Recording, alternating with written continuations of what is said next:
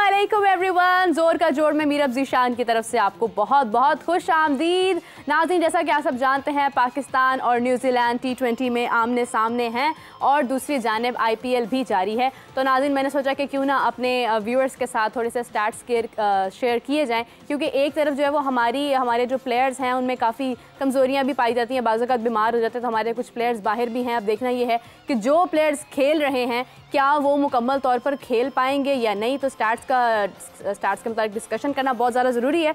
सबसे पहले आपको बताती चलूँ अब्बास आफरीदी के बारे में कि अब्बास आफरीदी ने T20 न्यूजीलैंड और पाकिस्तान की जब भी मैचेस हुए 4 हुए हैं उसमें उन्होंने बहुत बेहतरीन खेला है, तमाम 4 मैचेस खेले हैं। इसके अलावा अब्बास ने 7 विकेट्स ओवरऑल ली हैं, 2 विकेट्स उन्होंने यानी कि 2 विकेट्स ली और 2 कैचेस भी लिए हैं। इसी के साथ साथ अगर उस्मान खान की बात की जाए तो उस्मान खान ने तकरीबन 12 रन्स किए हैं 3 इनिंग्स में 6 की एवरेज से।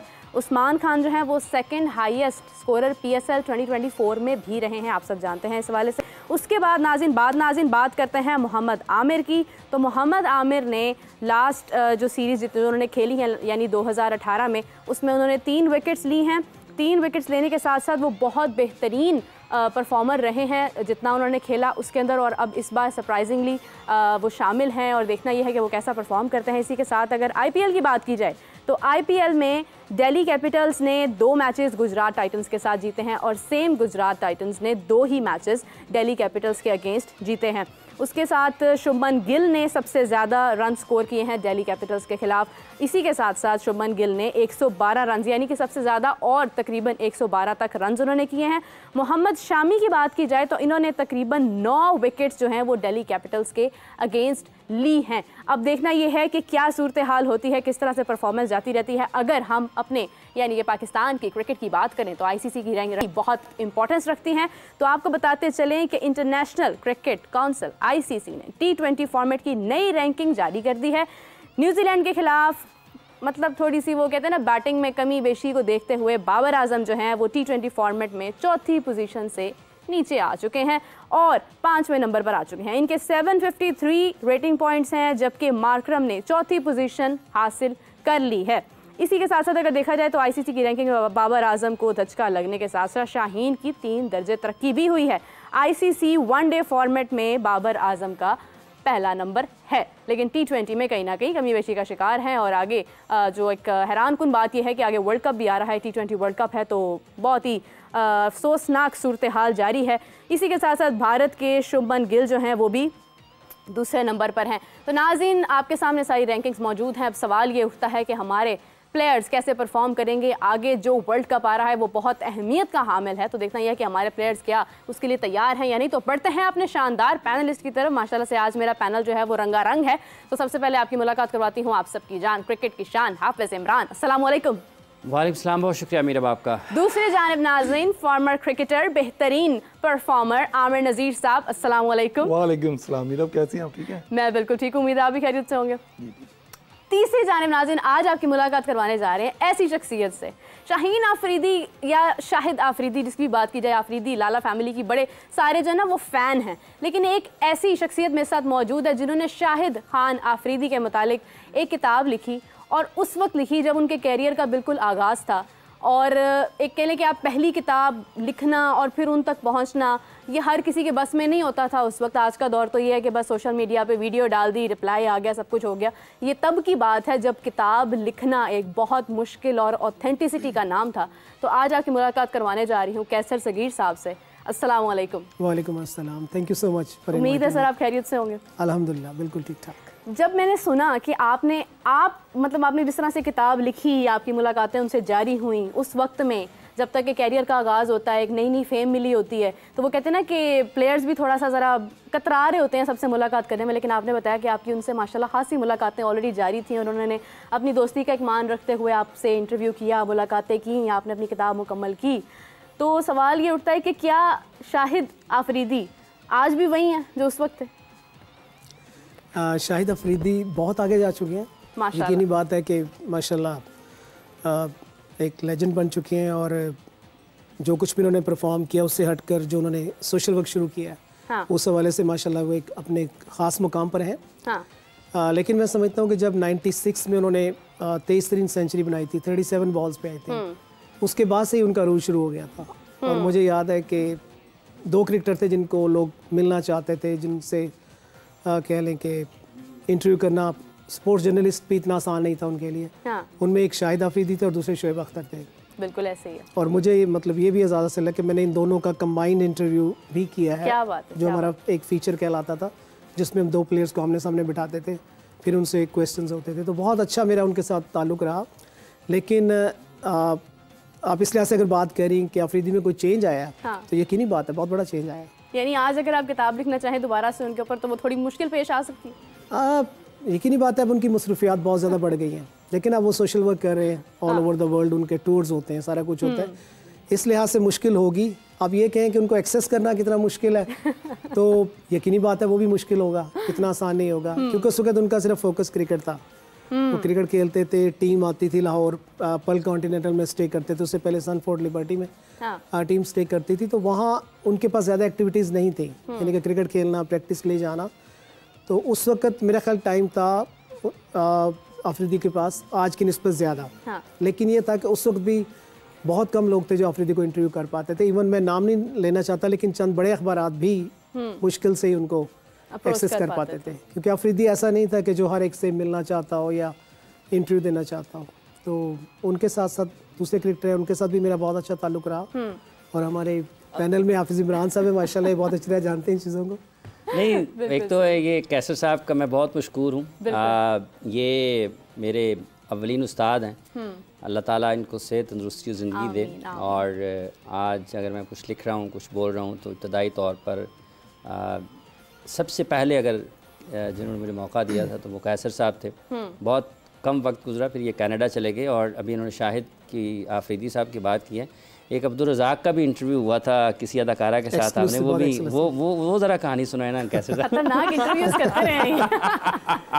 असल में देखें ना, ये सब चीज़ें करने और ये जो साहब बैठे हुए हैं दरमियान में मुस्कुरा रहे हैं, इनकी मंगनी या शादी भी कवर की हुई है उन्होंने। अरे क्या बात है, उसकी तस्वीरें तो मैं चाहूँगी कि ज़रूर शेयर की जाए। ज़रूर, बिल्कुल। तो इसमें आपसे ने बात की, मेरा ख्याल मैं पहले स्टार्ट थोड़ा सा इनसे लूँ। माशाल्लाह आज इनको इस लेवल पे देख के, इस मुकाम पे देख के मुझे बहुत खुशी हो रही है। माशाल्लाह। मुझे तकरीबन 22 साल हो गए, मैं पाकिस्तान से बाहर हूँ, कनाडा में रहता हूँ। और बहुत पुरानी यादें हाफिज़ साहब के साथ हैं। लेकिन मुझे इनकी जो सबसे अच्छी बात लगती है ना, कि ये उस चीज़ को याद रखते हैं। किया तो आपने बहुत से लोगों के साथ बहुत अच्छा होता है, लेकिन बहुत कम लोग होते हैं जो उस चीज़ को याद रखते हैं।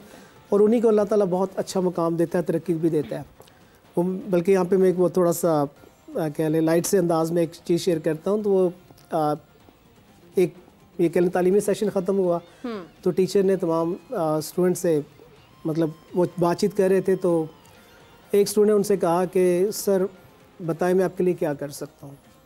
तो टीचर ने कहा कि यार आप सिर्फ इतना करना, किसी को ये ना बताना कि मैं आपका टीचर था। तो मतलब ये कि वो टीचर स्टूडेंट्स बहुत तुमको तंग करते थे या उसमें तो टीचर ने कहा किसी को ये ना बताना। लेकिन मैं आप सब के मुतालिक मैं कहता हूँ कि मैं चाहता हूँ कि ये बताएं कि मैंने मेरा कुछ ताल्लुक रहा उसमें ना। तो ये इनकी ग्रेटनेस है। एक तो पहली ये बात है। और दूसरी बात ये है कि देखें जो क्रिकेटर है ना हमारे, जितने भी शाहिद आफरीदी हैं, जो भी हैं, इन्होंने अब्दुल रज़ाक की बात की, बल्कि वो आजकल तो सिलेक्शन कमेटी में भी है मेरा ख्याल अब्दुल रज़ाक। बिल्कुल। और आपकी दुआओं से जी मैंने अपने चैनल के लिए उनका इंटरव्यू भी किया हुआ है। मतलब उनसे रब्ता रहता है अब्दुल रज़ाक से, यूसुफ से भी, सब लोगों से माशाल्लाह। तो उसमें ये था कि हमारा फैमिली मैगज़ीन था, उसमें हम लोग सेंटर पेज पे एक्सक्लूसिव जो कवरेज होती थी ना वो करते थे। और टाइटल तो बहुत ही एक्सक्लूसिव होता था किसी का ना। क्रिकेटर्स को बाज़ का जब हम इनके कंबाइन इंटरव्यूज़ करते थे ना, जैसे शोएब का, शाहिद का, अज़हर का, यूसुफ का इंटरव्यू मैंने कंबाइन किए, तो उसमें भी वो एक इनसेट लगता था। यानी मेन तो मॉडल होती थी और उसके साथ इनसेट होता था क्रिकेटर्स का भी। लेकिन ये था, ये एक वो टाइटल था जिसमें अब्दुल रज़ाक का फुल टाइटल लगा था। और उसके बाद वो ये कि मैंने 2 अदाकाराएँ थी, एक थी खुशबू, मेरा ख्याल अभी भी आजकल वो यहाँ स्टेज वगैरह करती हैं, और एक और थी सोबिया। तो मैंने इनसे बात की कि आपको इनके साथ बिठाना है। क्रिकेटर्स के साथ तो आप बैठते हैं तो थोड़ा सा ये मतलब हो कि इनके साथ बैठ के गपशप हो। फिर उन्होंने आपस में जो गपशप की, मैं जैसे एक रिपोर्टर के तौर पे उसको कवर करता रहा। फिर मैंने उसको लिखा, उनकी एक्सक्लूसिव सेशन हुए, तस्वीरें बनी उनकी सारी। तो जब वो टाइटल छपा, यकीनी बात है पीसीबी एकदम से कि ये क्या हुआ ना, क्योंकि वो तो नहीं चाहते क्रिकेटर किसी और तरफ लग जाए। लेकिन तो जब के लगे होते हैं लगे होते हैं तो कहते हैं ना, दुश्मन ना करे दोस्त ने वो काम किया। तो लेकिन उसने, अब्दुल रज़ाक ने बहुत इन्जॉय किया। और अब्दुल रज़ाक का मतलब बहुत कम लोग जानते होंगे कि उनका एक स्टेज वालों के साथ एक ख़ास ताल्लुक है। वो बहुत उनके, उसकी क्या वजह है? अब हर एक अपना एंजॉय करते हैं ना। अच्छा। अब देखें ये उसके बारे में इनसे पूछें जरा, ये गैंग है पूरा, अब्दुल रज़ाक, इमरान नज़ीर, अलीम डार, मैं कप्तान जी दसो। जो हमारे कप्तान जी थे ना अजहर जैदी साहब, वो इनकम टैक्स में थे जी। तो उनको पास जो इनके जो शोबा था वो इन्हीं फनकारों के साथ ही था। सही। इनके प्रोग्राम वगैरह जाके देखते थे, तो वहाँ पे जो टैक्स जो मामला था वही देखते थे। तो फिर यही होता था कि कप्तान जी, मैं, रज़ाक, इमरान नज़ीर, अलीम भाई वगैरह जो सारे थे वो जाके फ्रंट अगली सीट पे होती थी हमारी, वहीं पहले बैक स्टेज पे मिलते थे, बाद में मिलते थे। काफी कैसर साहब के पास बड़ी बातें हैं, मगर यहीं पे क्लोज करते आगे चलते हैं। अच्छा, अब्दुल रज़ाक साहब को क्या फिर कोई मसला तो नहीं पेश आया ICC की तरफ से? मेरा ख्याल है वार्निंग मिली थी कि आइंदा एहतियात करें, आइंदा से इंटरव्यू, क्योंकि वो कहते क्रिकेट पे फोकस करें। क्रिकेट पे फोकस करें। क्रिकेट पे फोकस करें। अच्छा, शोएब मलिक के मुतालिक भी आपने कहा कि वो काफ़ी तन्हाई पसंद है। नहीं, शोएब अख्तर के बारे में आपने कहा कि वो तन्हाई पसंद है, इसमें कितनी हकीकत है? नहीं देखिए, मैं जब ऑन ईयर कोई बात कर रहा हूँ ना तो वो आसान नहीं है, आप ऐसी बात नहीं कर सकते जो हकीकत ना। और मेरा आप सबको बहुत अच्छी तरह पता है कि यहाँ भी था तो हमेशा ट्रू जर्नलिज्म की, और वहाँ भी हूँ तो ऐसे ही काम किया है। क्योंकि तो माशाल्लाह नजर ही आ रहा है कि ट्रू जर्नलिज्म है। तो उसमें क्या होता है कि अब शोएब अख्तर का मैं भी आमिर से शेयर कर रहा था बाहर, एक बहुत से वाक़यात हैं असल में शोएब के साथ, जो कहते हैं ना कि एक उनके कमरे में बहुत वक्त गुजरा है माशाल्लाह। शोएब का ये होता था कि हम लोग जब कज़ाब स्टेडियम में मैं कवरेज के लिए जाता था, ये प्रैक्टिस के लिए जाते थे, तो बाज़ का शोएब कहता था कैसे सब इकट्ठे चलें, साथ चले मेरे ना। हाँ। हम लोग जो इनके प्लेयर्स की बस होती थी उसमें बैठ कर बाज़ का ये ड्राइव कर रहा था, हम आ जाते थे पल कॉन्टिनेंटल में। तो इसमें शोएब का हमेशा से ये रहा है कि मैं समझता हूँ जो फास्टेस्ट बॉलर है ना, उनमें कुछ डिफरेंट चीज़ें होती हैं जो आम बंदे में नहीं होती, यानी कि आम प्लेयर्स में नहीं होती। एग्रेसिव होते हैं बहुत ज़्यादा, चाहे वसीम अकरम को ले लें, अगर एग्रेशन नहीं है तो वो अच्छे बॉल नहीं कर सकते बिल्कुल ऐसे ही है। और एग्रेशन इनको मिलता है तन्हाई से, क्योंकि जब आप अपने आप से बात करते हैं ना, इस मैंने चूँकि मास कम्युनिकेशन मास्टर किया तो उसमें इंट्रापर्सनल एक कम्युनिकेशन होता है जब आप अपने आप से बात करते हैं, तो तन्हाई में अपने आप से बातें करना अच्छा लगता है। ये शोएब अख्तर हैं उस टाइप के ना। एक जिम का इनको बहुत शौक था कि बहुत मुश्किल से ये जिम को स्किप करते थे, यानी कि बहुत फिटनेस का था शौक ना। और शोएब में जो तीसरी चीज़ थी ना वो था कि यानी कि अगर ये मेरा दोस्त है तो मेरा है। अच्छा, पोजेसिवनेस पे बहुत पोजेसिव, हाँ। और मेरा चूँकि स्पोर्ट्स मतलब मैं स्पोर्ट्स रिपोर्टर था तो मेरा सबसे मिलना होता था। हाँ। लेकिन वो ये होता है कि जो प्लेयर्स आपसे ज़्यादा मिलते हैं वो समझते हैं कि ये मेरे साथ ज़्यादा ताल्लुक है। जैसे शाहिद अफरीदी हैं, इनसे बहुत ज़्यादा मुलाकातें होती थी हमारी पल कॉन्टिनेंटल में, सनफोर्ड लिबर्टी में भी बहुत मुलाकातें होती थी। तो शोएब अख्तर का ये था कि वो नहीं चाहता था कि मतलब एक जो बंदा वो हर एक से ताल्लुक हो, और हमारा रिपोर्टिंग में ज़रूरी है कि हमने हर एक से मिलना होता है। तो उसमें एक ऐसा वाक़या हुआ था कि एक मरतबा शोएब अख्तर मुझे कज़ाब स्टेडियम से साथ लेकर आए, हम लोग कमरे की तरफ जा रहे थे, पल कॉन्टिनेंट की जो लिफ्ट है उसमें से हम निकले और आगे से अजहर महमूद आ रहे थे जिस वक्त हमारे बॉलिंग कोच भी हैं मेरे ख्याल। हाँ जी, हाँ जी, अब तो हेड कोच हैं जी इस वक्त, आरजी तौर पर। तो इनके पास पजेरो होती थी एक दोनों, इनका भी बल्कि याद करिए, मैं आपको बताऊंगा छोटा सा वाक़या ना अजहर महमूद का। तो उसमें अजहर उधर से आ रहे थे और मैं, अच्छा थोड़ा सा इनसे मेरा जो इन दो प्लेयर से ज़्यादा ताल्लुक हुआ ना, मेरी वालदा का ताल्लुक इस्लामाबाद से है, तो ये दोनों भी पिंडी से हैं। ठीक है। तो वो जो ज़ुबान वहाँ बोलते हैं वो मैं भी थोड़ी बहुत बोल लेता था। तो उसमें एक था कि वो एक आप ज़्यादा कुर्बत हो जाती है किसी प्लेयर के साथ ना। तो मैं शोएब के साथ आया था, शोएब का था कि कैसे ने मेरे साथ वक्त गुजारना, यानी हमारा गपशप करेंगे बैठ कर, और ऐसी ऐसी शोएब बातें बताता था जो शायद किसी बहुत कम लोगों के नॉलेज में होंगी। अच्छा। इसके जो गर्ल फ्रेंड्स थी या जो भी थी, मतलब वो भी बातें हमारी होती थी।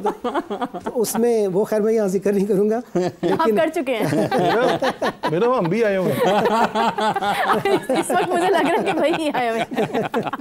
तो उसमें अजहर आए वहाँ से सामने से। अब अजहर का ताजी और कैसर साहब किधर हैं, बड़े अरसे बाद नजर आए ना। अजहर ने मेरी बात नहीं सुनी कि मैं किधर जा रहा हूँ, किस लिए यहाँ पर आया हूँ। हाँ। अजहर ने मेरा बाजू पकड़ा और मुझे खींचते हुए अपने कमरे में ले गए ना। और मैं उनसे कह रहा हूँ कि यार वो मैंने शोएब से मिलना है, बात करनी है ना। अजहर ने नहीं सुना, तो उसके बाद मुझे अज़हर ने जो भी बात करनी थी उनके कमरे में, हम वो बैठे बात करते रहे। तो जब मैं वहाँ से वापस आया ना, हाँ। और मैं शुएब के कमरे की तरफ गया तो कमरा लॉक था। तो मैंने सोचा कि शायद शुएब कहीं गए होंगे, सही इंतज़ार नहीं किया। लेकिन उसके बाद मुझे महसूस हुआ कि शुएब के रवैये में फ़र्क आ गया।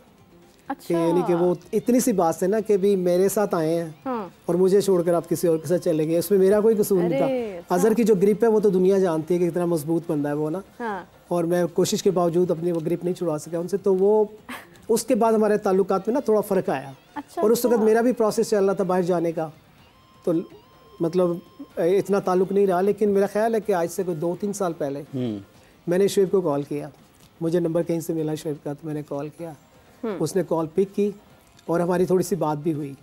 तो मैंने शुएब से पूछा कि आप क्यों नाराज़ हैं मुझसे ना, मतलब क्या बात है सुनिए ना। तो शुएब ने कहा नहीं कैसा सब कोई नाराज़गी नहीं है। लेकिन उसके बाद फिर दोबारा उन्होंने फ़ोन नहीं पिक किया। उनका नंबर मेरे पास है लेकिन वो पिक नहीं होता। अच्छा, मैं आपको शुएब साहब के हवाले से ना जो इंटरव्यूज की बात की 2003 के, हाँ, सब होल्ड करें प्लीज़, को यहीं से कंटिन्यू करेंगे। अब्दुल रऊफ हमारे साथ मौजूद हैं। अस्सलाम वालेकुम। जी वालेकुम सलाम। कैसे हैं सर आप? जी बिल्कुल ठीक। अच्छा सर, सबसे पहले तो आपसे जानना चाहूँगी कि जिस तरह से क्रिकेट की सूरत हाल जारी है, न्यूजीलैंड पाकिस्तान आमने सामने हैं, तो वर्ल्ड कप आगे आ रहा है जो बहुत इम्पॉर्टेंट है। क्या हमारी कंडीशंस को देखते हुए, हमारी मैनेजमेंट के फैसलों को देखते हुए और प्लेयर्स की परफॉर्मेंस को देखते हुए हम वर्ल्ड कप के लिए तैयार हैं?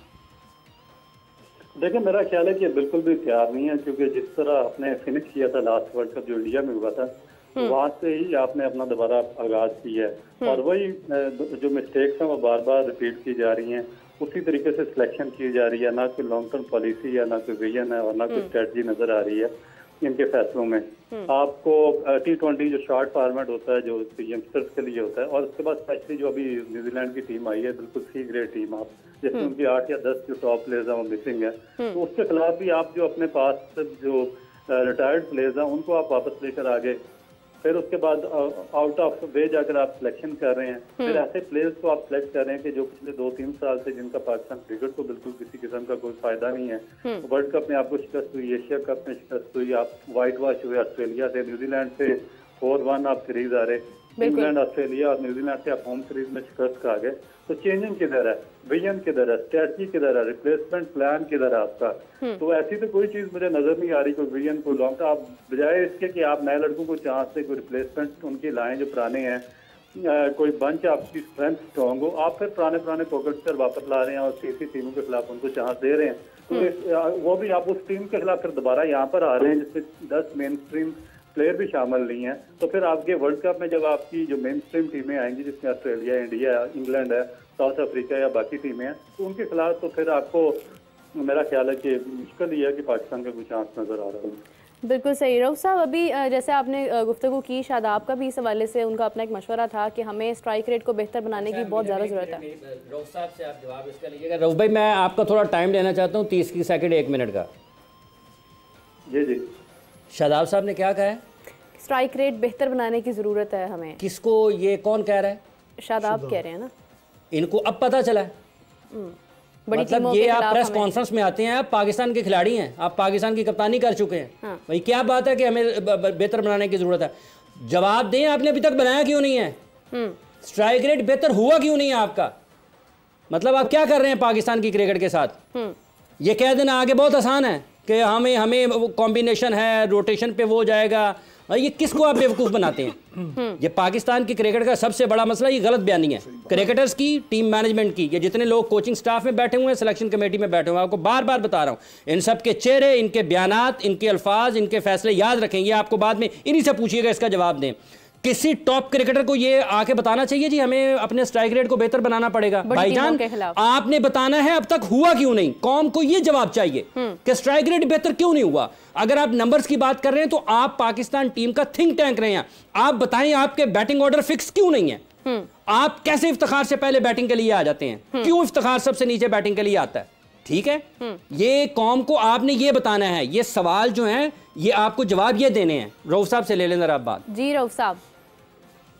जी, मेरा बिल्कुल मेरी भी आउट ऑफ क्वेश्चन है ये। मेरा नहीं ख्याल कि कोई इसका कोई इसको इस तरह की बात करनी चाहिए, क्योंकि सबसे पहले तो आपको अपनी परफॉर्मेंस के बारे में जवाब देना पड़ेगा। शादाब खान किस परफॉर्मेंस पे लास्ट वर्ल्ड कप खेला है? किस परफॉर्मेंस से वो एशिया कप खेला, उससे पहले 2 साल की कौन सी परफॉर्मेंस है जिसकी वजह से पाकिस्तान टीम के अंदर आया, फिर उसके बाद अभी ये दोबारा जो उसकी सिलेक्शन हुई है कौन सी परफॉर्मेंस से हुई है। प्रॉब्लम ये है कि ये अपना नंबर शफल करते हैं, ये जो एक इजी पैसेज अपने लिए ढूंढते हैं जब भी पाकिस्तान सुपर लीग इस तरह की डोमेस्टिक क्रिकेट खेल रहे होते हैं, तो वहां पर जो हार्ड बॉल होता है उससे हिट आउट करना आसान होता है, तो ये अपना नंबर शफल करके 3 या 4 नंबर पर आते हैं, उसमें 50 या 60 रन करते हैं, 1-2 इनिंग खेलते हैं, और इस तरह जो उनके सपोर्टर होते हैं पाकिस्तान क्रिकेट बोर्ड में वो उनके लिए रास्ता हमवार करते हैं सिलेक्शन का।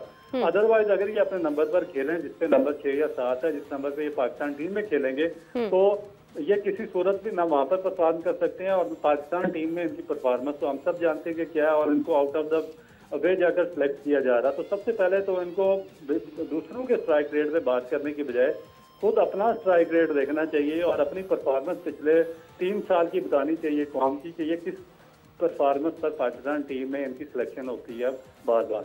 बिल्कुल सही, बिल्कुल सही। बहुत शुक्रिया रऊफ साहब, आपके कीमती वक्त का, आपकी कीमती राय का बहुत शुक्रिया। हाँ जी, हाँ जी, वो गल रह गई है। देखिए मैं आपको सही बता रहा हूँ, लोगों को बुरा लगता है, लोगों को लगता है कि शायद बहुत सख्त होते हैं, लेकिन जब आपके सामने तबाही हो रही हो ना, तो आप शादियाने नहीं बचा सकते। ठीक है, फूल होता है ना, फूल के साथ कांटे भी होते हैं। ये नहीं हो सकता कि आपके साथ आपको फूल नजर आए और कांटे आपको नजर ना आए। फूल तक जाने के लिए कांटों को आपको ख्याल रखना पड़ता है। तो ये कांटे हैं पाकिस्तान के क्रिकेट के। जिस तरह रऊफ साहब ने उनकी सिलेक्शन की बात, ये पाकिस्तान में बॉलिंग ऑलराउंडर के तौर पर मुंतखब होते हैं। इनका पहला काम 4 ओवर्स में कम रन देना और विकेटें लेना है। बैटिंग इनकी इजाफी खूबी है। राशिद खान ज्यादा इंपैक्ट क्रिएट करता है बैटिंग में शादाब खान से, कहीं ज्यादा, जमीन आसमान का फर्क है। राशिद खान कहीं भी अपनी बैटिंग की वजह से किसी टीम में मुंतखब नहीं होता, वो अपनी बॉलिंग की वजह से मुंतखब होता है। दुनिया भर में लीग खेलता है अपनी बॉलिंग की बुनियाद के ऊपर।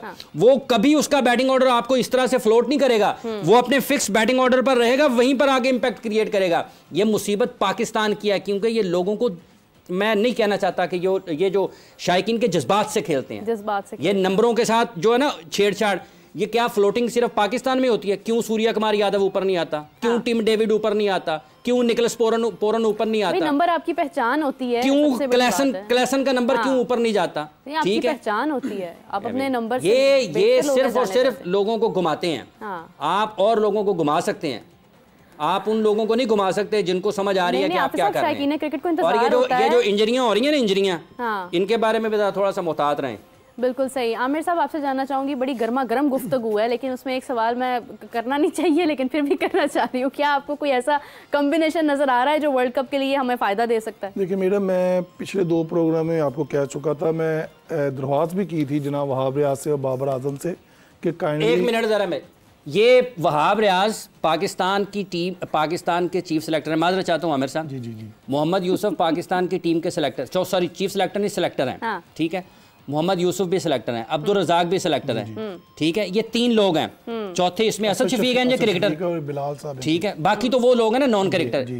इन चारों का मुझे बताएं कहाँ पे हैं? तीनों का वो टीम के साथ है। 2 एक अमेरिका पहुंचे हुए हैं खेलने के लिए, उनका सामान अभी तक उनके पास नहीं पहुंचा। ठीक है, और यहाँ पर पाकिस्तान क्रिकेट बेसरो सामानी के आलम में है। नेशनल वनडे कप है, वो हो रहा है 2 शहरों में, रावलपिंडी और एबटाबाद में। कौन देखेगा उसको? नंबर 1 सिलेक्शन स्टैट्स, तो फिर आप स्टैट्स के लिए आपको लोगों को रखने की क्या जरूरत है? आप उठाएं वेबसाइट से पीसीबी की, आपको आ जाएंगे। नंबर 2, ये जो जूनियर सिलेक्शन कमेटी है, ये जूनियर सिलेक्शन कमेटी का काम भी इन्हीं लोगों ने करना है जो सीनियर सिलेक्शन कमेटी में है। तो वो तो वहाब भी अगर पाकिस्तान की टीम के साथ चले जाएंगे, मोहसिन नकवी साहब अगर चेयरमैन रहेंगे, तो वो तो वर्ल्ड कप के लिए जाएंगे पाकिस्तान टीम के साथ। बिल्कुल ऐसे ही है, ख्याल तो यही है। यूसुफ साहब भी जा सकते हैं, बैटिंग कोच। तो पाकिस्तान की सिलेक्शन का ये आलम है कि इससे ज़्यादा बदतरीन सूरत हाल नहीं हो सकती। ना आपकी जूनियर सिलेक्शन कमेटी है, और जिनका काम है सिलेक्शन करना सीनियर और जूनियर लेवल पर, वो सैरों पे हैं। वो ये कौन से सिलेक्टर हैं? इनका अभी तक इनको एक चॉइस दें, ऑप्शन दें कि 16 में आप अपने आप को मुंतखब कर सकते हैं। ये कर लेंगे। आमिर साहब वहीं से कंटिन्यू करना। अच्छा जी, मैंने पहले भी दरख्वास्त की थी, अभी भी कर रहा हूँ कि हमारे पास टाइम नहीं है। हमें हम वर्ल्ड कप जब शुरू होने लगता है ना, एक माह पहले हमें ये सारे ख्यालात आते हैं, कम्बिनेशन बनाना है, हमने बॉलिंग को ठीक करना है, हमने स्पिन अटैक को करना है, अपने ओपनर्स को करना है, नंबरिंग जैसे चेंज हाफिज साहब बता रहे हैं, हम उसी में लगे रहते हैं। लेकिन दुनिया की क्रिकेट मीरा बहुत आगे चले गई है, उन्होंने प्लान बना लिया है, उनको वर्ल्ड कप कब था, इंडिया में देखने IPL हो रहा है ना, गर्मा गर्म अब देखना गर्मा गर्म IPL हो रहा है, ठीक है। अब जो उनके इंडियन प्लेयर है, जो फॉरनर प्लेयर है, वो तमाम फॉर्म में आ चुके होंगे, वो ईच अदर खेल खेल के जब वो वर्ल्ड कप में जाएंगे। ऋतुराज गायकवाड़ ने कल 100 किया, सिर्फ 3 छक्के लगाए हैं, अंदाजा लगाए, और बाकी क्या किया उसने, शॉट ग्राउंड शॉट किया, और 250 160-70 का स्ट्राइक रेट है। तो ये लोग देखें उस प्लान के मुताबिक काम कर रहे हैं, और ये दुनिया क्रिकेट के जितने IPL में प्लेयर खेल रहे हैं, ये हमें मुश्किलात देंगे, मगर ये है कि हमें अभी भी, मैं कहता हूँ कल मैच जो होना ना, हमें ये प्लान वगैरह छोड़ के हमें उसके साथ आना चाहिए। और इफ्तिखार को चौथा, हाफिज साहब ने बड़ा वैलिड पॉइंट रहा है, इफ्तिखार को ऊपर नीचे मत करे, इफ्तिखार का चौथा या 5वां नंबर फिक्स कर दे। ये आपका स्पेशल नंबर है। मेरा ये आंखें नहीं दिमाग खोलने के लिए काफी हैं। आप न्यूजीलैंड की तीसरे चौथे दर्जे की टीम से आ रहे हैं और आप चाय पिला रहे हैं उसके बाद खिलाड़ियों को, ये आपकी संजीदगी का आलम है। ठीक है, कोई कह रहा है कि रिजवान ब्रेडमैन है, और भाईजान आप परफॉर्मेंस बताएं। वो चाय का होटल बना दिया उन्होंने, होटल को पाकिस्तान की टीम के साथ ये मजाक हो रहा है। ये संजीदगी का आलम यहां से लगाया जाता है, उनको फर्क नहीं पड़ता जी टीम हार रही है जीत रही है। आप चौथे दर्जे की टीम से हार जाएं, कोई आपको फिक्र ही ना हो कि आपके साथ हो क्या रहा है। पाकिस्तान की टीम है भाई, ये कोई कीनिया नहीं है, ये कोई कीनिया नहीं है, ये कोई युगांडा नहीं है। हाफिज साहब कतई कलामी की माजरत चाहती हूँ, बेग साहब ने हमें ज्वाइन किया है। अस्सलाम वालेकुम। वालेकुम अस्सलाम, मीरा बाप को भी और हाफिज इमरान और आमिर नदीब को भी अस्सलाम वालेकुम। और कैसर सगीर साहब भी मौजूद हैं हमारे साथ आज। कैसर साहब को भी अस्सलाम वालेकुम। वालेकुम अस्सलाम। बेग साहब आपसे जानना चाहूँगी, न्यूजीलैंड का अगला मैच है, काफ़ी एहतमाम किया गया है, यतीम बेसहारा बच्चे वहाँ पर मौजूद होंगे, लेकिन अभी जैसे हम गुफ्तगू कर रहे थे कि हमारी परफॉर्मेंस भी कहीं ना कहीं बहुत ज़्यादा गौरव फिक्र करने की उस पर ज़रूरत है। तो आपको लगता है कि क्या जो अपना वक्त निकाल कर जिस तरह से वहाँ पर शायकीन क्रिकेट आ रहे हैं, हम उस तरह की क्रिकेट उनको दिखा पाएंगे? मीरा, बेसहारा बच्चे एक ऐसी टीम को एक्शन में देखेंगे जिसके सहारे आहिस्ता आहिस्ता खत्म होते जा रहे हैं। आप देखें, आजम खान अनफिट हुआ, अब उसके बाद रिजवान के बारे में कहा जा रहा है, तो ये बेचारे खुद बेसहारा होते जा रहे हैं। और वर्ल्ड कप से कबल इनको जो है वो यकीनन कोई स्ट्रेटेजी प्लान करनी है कि वर्ल्ड कप में कैसा परफॉर्म करना है। अब मेरे पास जो इतलात है कि रिजवान की, शायद हाफिज इमरान को ज्यादा पता हो, रिजवान की फिटनेस पर क्वेश्चन मार्क है, और हो सकता है उनको इंग्लैंड और आयरलैंड के टूर के लिए भी आराम करना पड़े। तो ये जो इन्होंने ट्रेनिंग की है, जिस तरह से रास्ते पे चढ़े हैं और नीचे कूदे हैं और पहाड़ पे चढ़े हैं, उस ट्रेनिंग से कहीं उनके उसके असरात तो इन पर मुरतब नहीं हो रहे। आप देखें, नसीम शाह भी उस रिदम में नजर नहीं आए जो वो PSL में कर रहे थे। 3 ओवर में उनके 40 के करीब रन बने थे तीसरे T20 में। तो पाकिस्तान के लिए मुश्किल होगी। अब टीम मैनेजमेंट क्या डिसाइड करती है। अगर महमूद आर्जी तौर पर पाकिस्तान की टीम के हेड कोच हैं, लेकिन जो पाकिस्तान का थिंक टैंक है, जो टीम के साथ ही साथ है, बहाब रियाज और मोहम्मद यूसुफ तो साथ ही साथ है ना, वो क्या कर रहे हैं, टीम तो उन्होंने सेलेक्ट की है। तो अब पाकिस्तान की टीम किस समझ जाती है। और मैं इमरान को सुन रहा था, बिल्कुल सही कह रहे थे कि एक ऐसी टीम ने आपको हरा दिया है, आपके लिए बजाय इसके कि आप कोई लम्हे फिक्रिया हो और आप लड़कों से चाय बनवा के होटल के अंदर होटल बना रहे हैं, मेरी तो समझ में नहीं आ रहा। बिल्कुल सही, बिल्कुल सही। मतलब ये जब जाएंगे ना उधर वेस्ट इंडीज़ और अमेरिका में वर्ल्ड कप खेलने के लिए, तो वहाँ पे ये एक अपना अलग से जो है ना वो एक बना लेंगे कॉर्नर, पाकिस्तान टी कॉर्नर, के खिलाड़ियों को पहले मैच की टीमों से हारें, फिर उनको कहें हम आपको बड़ी अच्छी चाय पेश करते हैं। बस चाय ही रह जाती है फिर मेरे ख्याल से करने के लिए ना इमरान, उनके रिलैक्स हो। अब रिलैक्स कैसे होंगे? अब कल का जो मैच है बड़ा इंपॉर्टेंट है। खुदा ना खास्ता फाकिम बदन अगर पाकिस्तान हार जाता है तो न्यूजीलैंड सीरीज तो नहीं हारेगा। बेशक पाकिस्तान आखिरी मैच जीते तो फिर यही आपके लिए बड़ा झटका है वर्ल्ड कप से कबल। और अगर आपके मेन प्लेयर्स अनफिट हो जाएंगे और आपके जो टॉप ऑर्डर बैट्समैन जिस स्ट्राइक रेट के साथ बैटिंग करेंगे, आपने सही कहा, कल आपने देखी मार्कोस स्टॉइनस की क्या बैटिंग की है उसने, बिल्कुल मतलब वो इत्मीनान के साथ। और हमारे प्लेयर भी इत्मीनान के साथ खेलते हैं। जब नीचे वालों की बारी आती है तो प्रेशर नीचे वालों पर आ जाता है। तो ये स्ट्रैटेजी कोच मोहम्मद यूसुफ, अगर से वो 5-6 T20 खेले लेकिन अपने जमाने के बेहतरीन बैट्समैन थे, वो स्ट्रैटेजी बनाए ना इनके साथ मिलकर, क्यों नहीं बनाते स्ट्रैटेजी। बेग साहब, इसी के साथ बासित अली साहब का मशवरा था बाबर और रिजवान को। उनका कहना है कि शुरू के इब्तदाई जो 6 ओवर्स हैं उसमें अगर आप दायरे से ऊपर शॉट्स मारें तो आप ज़्यादा रन्स बना सकते हैं। उन्होंने इस किस्म के मशवरे दिए हैं। आपको लगता है कि बाबर और रिजवान जैसे बेहतरीन बासलाहियत खिलाड़ियों को इस वक्त किसी मशवरे की ज़रूरत है? बिल्कुल नहीं है, इस वक्त मशवरे की जरूरत नहीं। दो टॉप के प्लेयर हैं। आज तो जो T20 की आलमी रैंकिंग जारी हुई है, बाबर 4थे से 5वें नंबर पर आ गए, रिजवान 3रे नंबर पर हैं। लेकिन जो सूरत हाल है, आप ये समझते हैं कि आप पावर प्ले से ऊंचे शॉट खेले, अगर आउट हो गए तो फिर बुराई। और ये जिस स्टाइल के बैट्समैन है, मैं तो समझता हूँ कि रिजवान और बाबर को थोड़ा नीचे आना चाहिए। साइम अयूब के साथ ये उस्मान खान को क्यों नहीं इनिंग्स ओपन कराते? वो तो अपनी कश्तियां जला के अपना कैरियर दांव पे लगाकर आ गए। अब वो विकेट कीपिंग करेगा। अगर रिजवान अनफिट हो गए या हसीबुल्लाह को ये खिलाते हैं तो मेरे ख्याल में बासित ने जो बात की है तो हर एक को पता है ना कि अगर पावर प्ले है, सर्किल के बाद कम फील्डर है तो आप उठा के स्ट्रोक खेलें। लेकिन जो स्टाइल ऑफ प्ले है रिजवान का और बाबर का, मैं नहीं समझता कि वो इस तरह से उठा के खेल सकेंगे। बिल्कुल सही बेग साहब, आपका बहुत शुक्रिया आपने कीमती वक्त दिया, कीमती राय दी।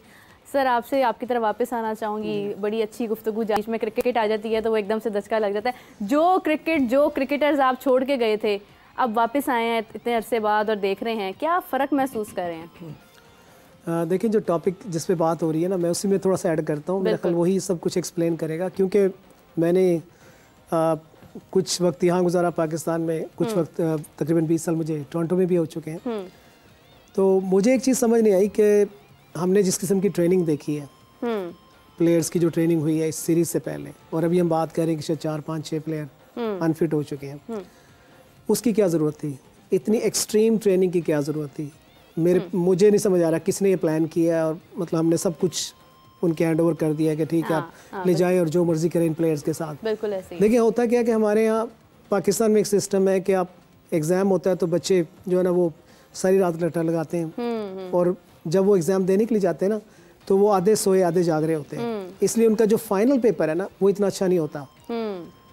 जबकि जहाँ मैं रह रहा हूँ अभी इस वक्त, वहाँ क्या सिस्टम है, उन्होंने इसको ब्रेक डाउन कर दिया कि जी ठीक है, आप मतलब क्वार्टरली या हर माह एग्ज़ाम होंगे, बच्चे फिर उसके साथ कनेक्ट रहते हैं। ऐसा नहीं होता कि पूरे साल का लोड आप पर आखिरी रात में जाकर पड़ता है। और आप तो उसमें वहाँ बच्चों के साथ ये नहीं होता कि जब वो एग्ज़ाम देने जाएं तो वो इतना उनका जहन थक चुका हो, और ना उनके जहन में वो चीज़ें रहती हैं, ना वो फ्रेश होते हैं। तो इस तरीके से वहाँ परसेंटेज देखें तो बच्चों की परसेंटेज 90%, 80% है। हमारे यहाँ 33% पासिंग मार्क्स हैं, और वो भी लेना उनके लिए मुश्किल है। सेम फार्मूला आप क्रिकेट पे अप्लाई कर लें कि आप उनको भगा कर मैराथन में हिस्सा लेना, उन्होंने क्या करना है? क्यों कर रहे हैं उनके साथ ऐसा? उन्हें फ्रेश रहने दें। वैसे भी कैसे सर, जैसा आपने पहले फरमाया, मेरा मैं माजरत चाहता हूँ, एक मैराथन आप भी दौड़े थे मेरा ख्याल है उधर टोरंटो में, वो तो ज़रा बताएं। हाँ जी, चले, काफ़ी किलोमीटर थे मेरा ख्याल है। बिल्कुल, वो भी चूँकि मुझे याद है जब मैंने वो काम किया तो उसके बाद हमारे एक स्पोर्ट्स जर्नलिस्ट है, नवाए वक्त के स्पोर्ट्स रिपोर्टर थे, शेख एजाज, आजकल वो भी टोरंटो में। तो उन्होंने कहा था कि कैसे आप स्पोर्ट्स से दूर नहीं रह सकते। मतलब मैंने वो जो काम, क्रिकेट तो नहीं था, लेकिन उन्होंने कहा कि आप स्पोर्ट्स से दूर नहीं रह सकते, आपकी पर्सनैलिटी का हिस्सा बन गया। तो उसमें ये था कि अपनी फ़िटनेस के लिए मैं वॉक करता हूँ बहुत। मतलब मेरा एक हर साल एक गोल होता है कि मैंने एवरेज 10,000 स्टेप्स करने हैं, अगले साल 11,000 करने, 12,000 करने। तो मुझे ये होता है कि मतलब आप जितना फिट रहेंगे उतना ही ज़्यादा प्रोडक्टिव हो सकते हैं, जॉब में भी, किसी भी काम में ना। और शुरू से चूँकि मैंने क्रिकेट खेला है, क्रिकेट पे लिखा भी है, इंटरव्यूज़ किए हैं स्पोर्ट्समैन के, तो एक वो रहा मेरा ना कि अपने आप को फिट रखना है। तो उसमें जब मैं वॉक करता था, और उसमें दिलचस्प बात यह है कि मेरा जॉब में ना ट्रांसफ़र हुआ, मुझे उन्होंने हेड ऑफिस भेजा, और वहाँ हमारा बहुत बड़ा पार्किंग लॉट है, यानी कि आप समझ लें कि 1 किलोमीटर के रक पे वो फैला हुआ पार्किंग लॉट था। और जब मैं वहाँ गया हूँ तो पहला दिन था या दूसरा दिन था मैं वहाँ गया था, तो उसमें मैंने गाड़ी अपनी सबसे दूर जाके पार्क की, और फिर मैं चलता हुआ मैं ऑफिस में गया ना, तो मुझे मेरे कुलीग देख रहे थे क्योंकि पूरे विंडो से नजर आता पूरा सीन ना, जबरदस्त पार्किंग। तो उन्होंने कैसे साहब क्या बात है, वहाँ क्यों पार्क किया? उनकी गाड़ी ठीक है, कोई मसला तो नहीं हुआ? मैंने कहा नहीं, ऐसा कोई मसला नहीं है, क्योंकि हर बंदे की कोशिश थी कि आप बिल्कुल करीब जाके पार्किंग करें। बिल्कुल ऐसे ही हर कोई अपनी वो आसानी देखता है। देखिए ना, मसला हमारा प्रॉब्लम क्या है, हम एक कंफ्यूज कौम है, कि हम जाके जिम में जाते हैं अपने आप को फिट रखने के लिए, और लेकिन आपके सामने स्टेयर्स हो और एस्केलेटर हो तो आपने एस्केलेटर पे जाना है। तो ये क्या मतलब, आपने वार्म अप करें, स्टेयर्स पे जाएं, वो नहीं करेंगे लोग, एस्केलेटर पे लेंगे, और जाना उन्होंने एंड पे जिम पर है, जिम में।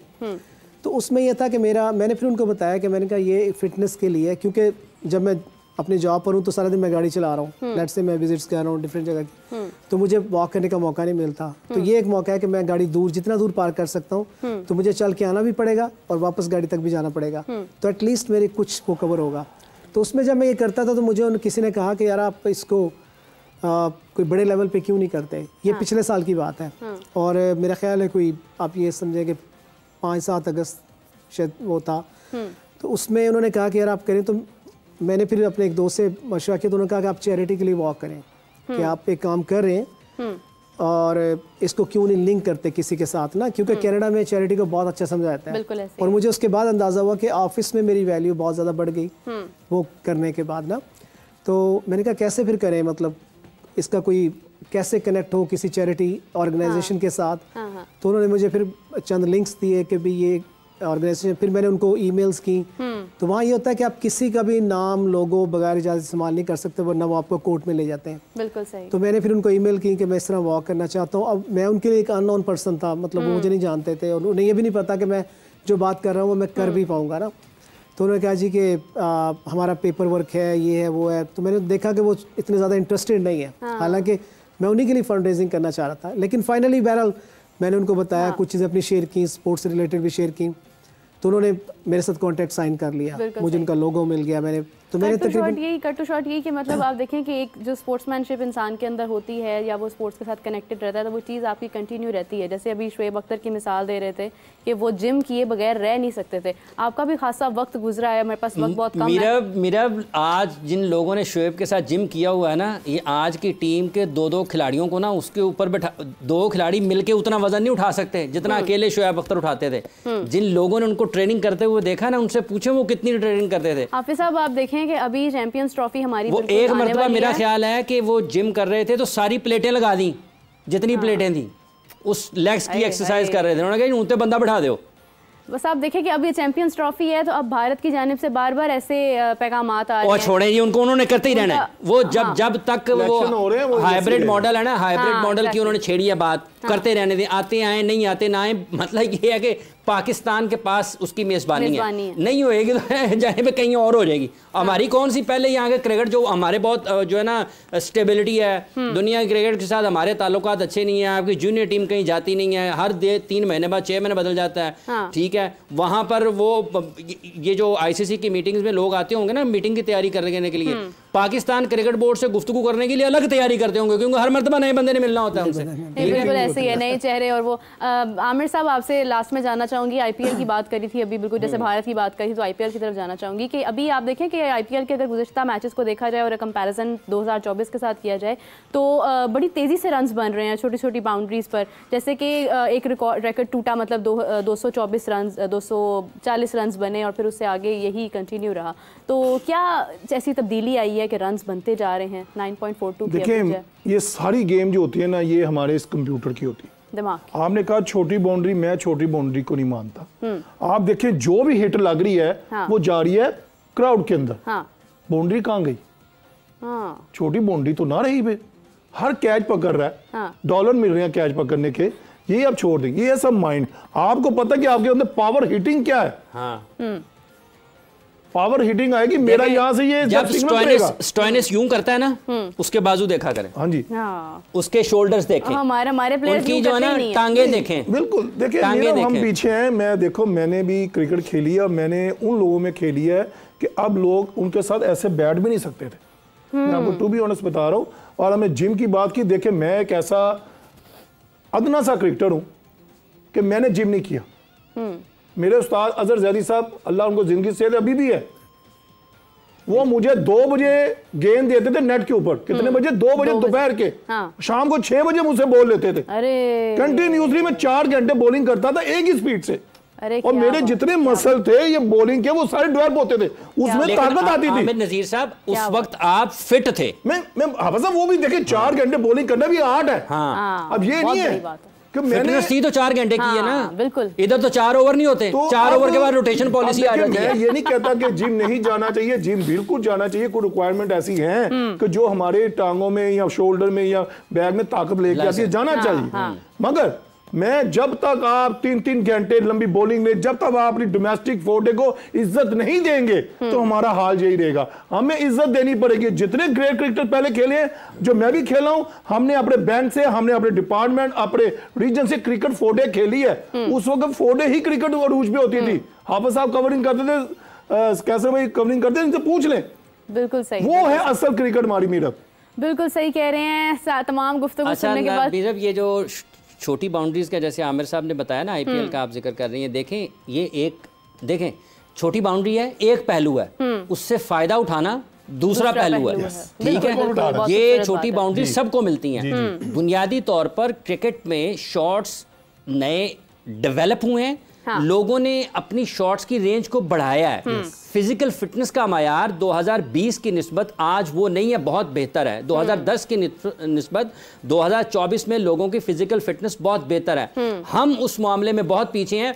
हम आज भी अपनी शर्ट्स यूं करके ना अपनी तोंद जो है ना, पेट छुपाते हैं खिलाड़ी, ये ग्राउंड में नजर आते हैं। ये जो अभी आपने बात की थी ना फिजिकल फिटनेस की, ये जैसे कैसर साहब ने कहा काकुल कैंप का, इनको पूछा जाना चाहिए कि आपको वहां जाने की जरूरत क्यों पेश आई। आपके पास तो गैर मुल्की ट्रेनर्स हैं, उनको आना चाहिए था आपसे पूछने के लिए कि सर हमें भी कुछ बताएं, कुछ नई जो टेक्नोलॉजीज हैं, कुछ नई चीजें जो हैं। छोटी बात देखें ना, हमने टाइम खत्म हो गया। शॉट नहीं, एक सेकंड के लिए, जब शॉट छक्के लग रहे हैं, शाहिद अफरीदी लाला जब आया था, उसने कौन सी ऐसी ट्रेनिंग की हुई थी, उसने कौन सी ऐसी थी, उसके पास स्किल थी, उसके साथ कितनी पावर थी, वो छक्के मारता था, वो ग्राउंड से बाहर फेंक रहा था।